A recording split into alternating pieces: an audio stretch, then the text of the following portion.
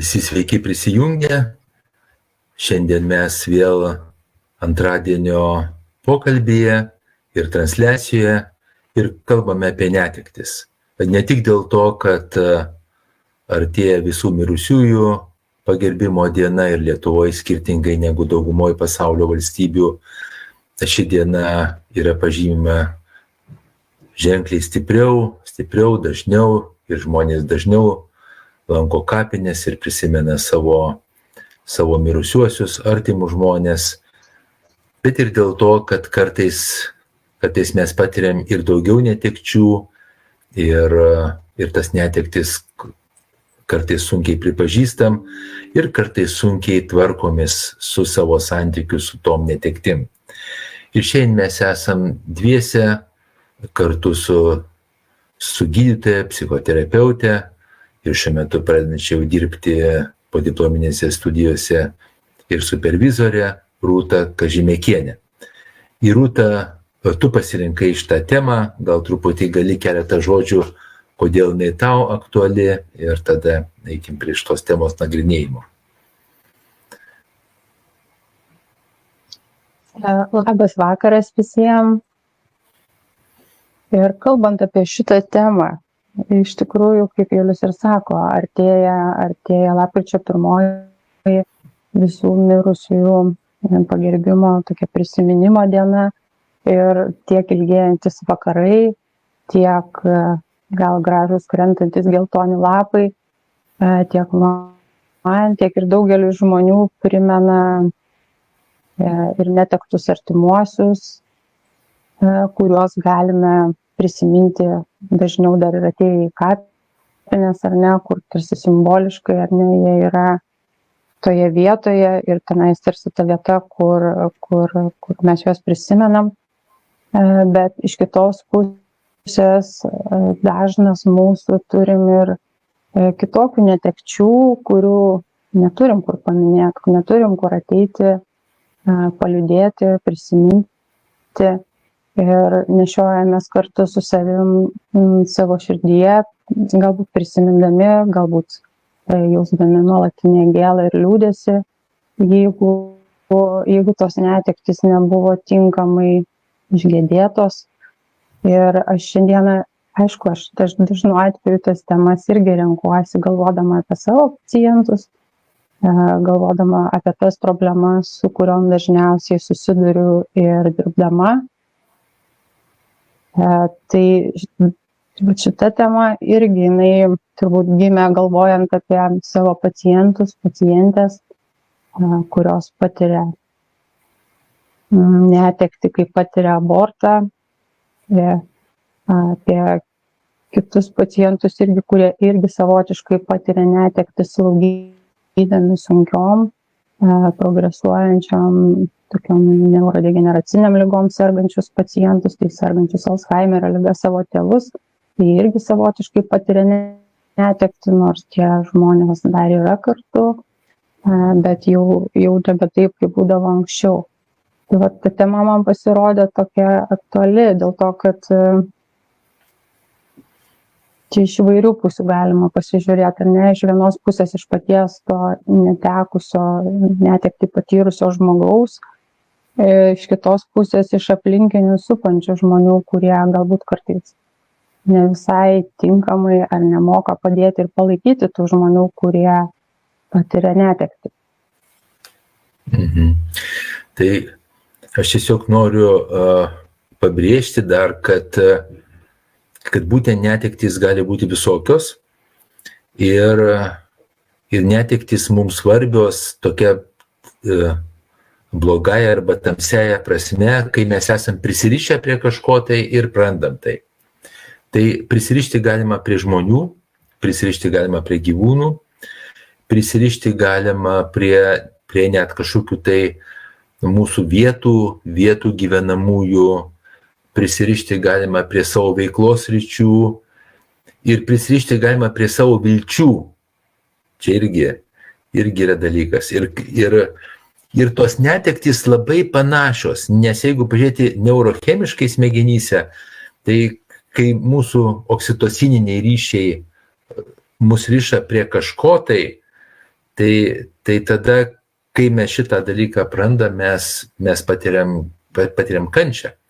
Tik tai žmonės, prie kurių mes prisirišam, yra svarbus dėl to, kad atsiranda emocinis labai prisirišimas. Ir kognityvinis, ir emocinis, ir mes siejam su štai žmonėm ir savo saugumo poreikius, ir savo viltis kažkokias tai apie ateitį, savo kažkokį laimės suvokimą ir kartais atidėtą laimę, kad mes būsim laimingi. O aš tikrai žinau žmonių, kurie nuolat atidėliojo savo laimę, kažkokią savo nepriklausomybę ir taip toliau, kai bus kažkas tai, ir paskui įvyko netektis ir prarado labai stipriai viltį, ir tada toksai didelis nusivylimas yra.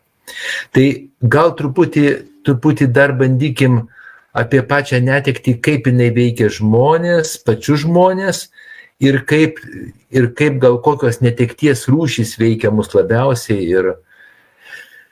ir kaip mes pergyvenam tai.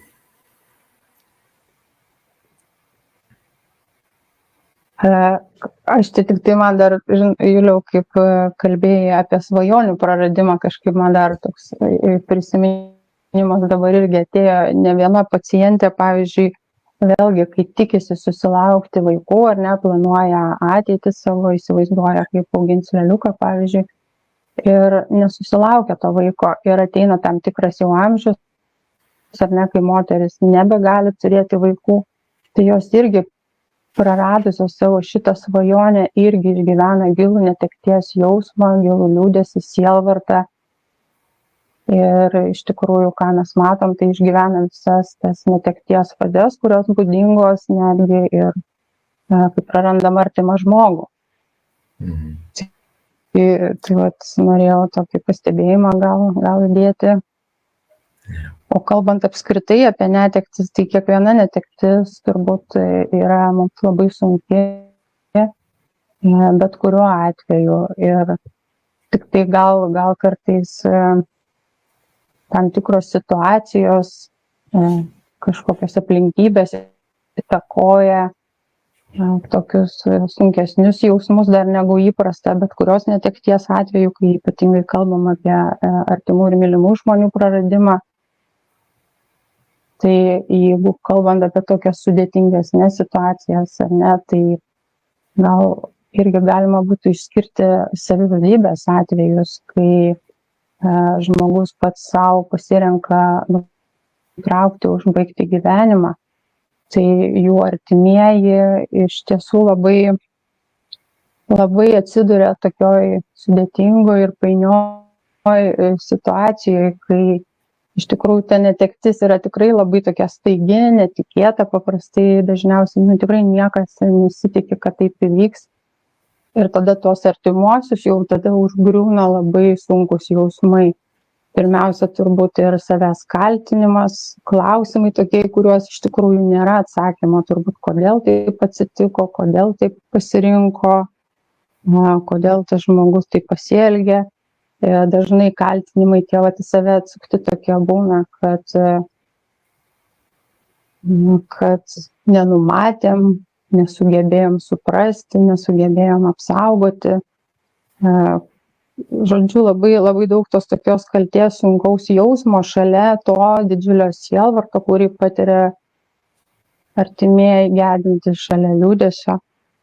Tai ir čia dar turbūt yra ir dar kita pusė, kad aplinka taip savotiškai gal ignoruoja kažkuria, galbūt nenori dėl vietos jausmo pasakoti.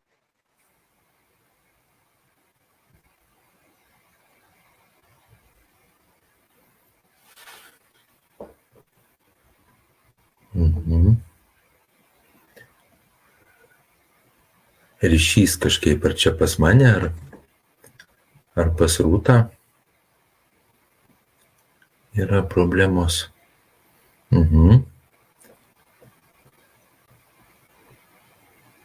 Rūta, ryšys. Tai aš kol atsiras Rūta, priminsiu, jeigu aš girdžiuosi, kad kad yra gedėjimo fazės. Tai jeigu mes turim netektį, tai kaip taisyklė žmogus pereina per tam tikras gedėjimo fazes, jos yra įvardinamos skirtingai, bet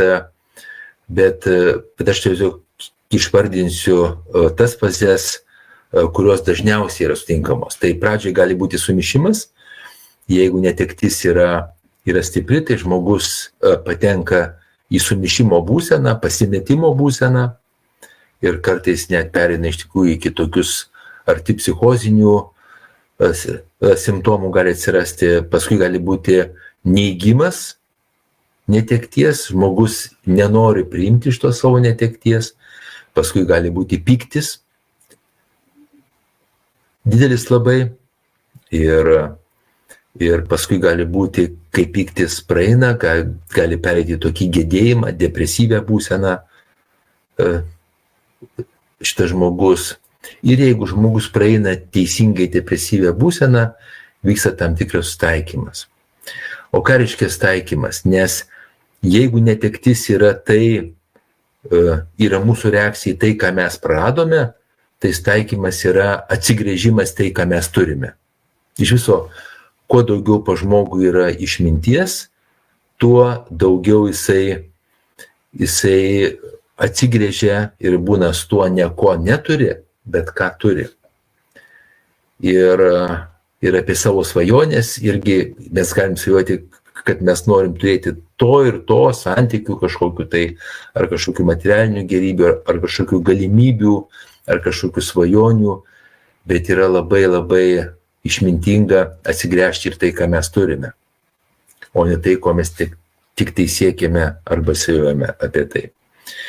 Ir kalbant apie netektį, labai svarbu žinoti yra, kad mes viską gyvenime prarandam. Viską absoliučiai. Tai, ką mes gyvenime atrandam, mes visada ir prarandam tai. Taip, tai ir kartais tai prarandam su savo mirtim. Tai, nes, pavyzdžiui, santykiai, jeigu mes einam į kažkokį santykį, tas santykis visada baigsis kažkada tai, pavyzdžiui, su mūsų mirtimi arba kito žmogaus mirtimi. Ir dar neaišku, kas yra geriau. Taip? Arba gali būti, aišku, atsiskyrimas irgi. Jeigu mes turim vaikų, mes kartais galvom, Rūta pradėjo kalbėti apie vaikus, kartais mūsų viltys yra, kad jeigu mes turėsim vaikų, tai bus viskas geriausių būdų, bus tie vaikai tik tai sveiki, protingi, laimingi, gražus, visa kita. Ir mes visą gyvenimą gyvensim su jais labai ten draugiškai ir sėkmingai ir taip toliau, bet ne visą laiką tai būna. Taip. Tai kol Rūta atsiras, aš tiesiog eisiu į priekį, ypatingai atsigręšiu į šias dienas, į tai, kad mes ruošiamės minėti mirusius ir jau šiuo metu aš manau, kad jau kai kurie žmonės gal ir lankė kapinės, tiko su artimaisiais. Man atrodo, tai labai labai prasmingas dalykas atsigręžti tos žmonės, kurie susiję su manim, iš kurių aš atsiradau, jeigu tai yra artimieji, tėvai, seneliai, kažkokie kiti žmonės, kurie man svarbus, kurie mane formavo, su kuriais aš turėjau kažkokį tai emocinį ryšį, atsigręžti, tarsi susijungti ir mes galim tarsi pastiprėti, kas yra žmogus religingas, tai pasimelksti už tą žmogų ir tarsi susijungti su aukštesniosiom jėgom ir tada žmogus pasijunta geriau. Mes šiandien šnekėsim kitoje transliacijoje apie religinį dvasingumą ir nereliginį dvasingumą, tai ten mes labai daug ir jautriai paliesime būtent šias temas. Dabar einam apie netektis, kol kas Rūtos nėra, tai kaip sutvarkyti su tuo, Rūta jau atsiradai, aš jau perėmiau iniciatyvą. Ja, tai gal tada, aš nežinau, ar tu jau pasiruošus, pristačiau gedėjimo fazes. Girdi mane, Rūta? Taip, girdžiu. O mane girdit? Taip. Pristačiau gedėjimo fazes, pačias svarbiausias, ir dabar noriu pereiti prie to, kaip tvarkytis su netektim, kaip ją pripažinti, jeigu jinai yra, kaip ją ir kaip su ją dirbti pačiam žmogui, kaip savo padėti visų pirma pačiam žmogui, o paskui mes šnekėsim, kaip padėti kitam žmogui ir taip toliau. Tai gerai. Tai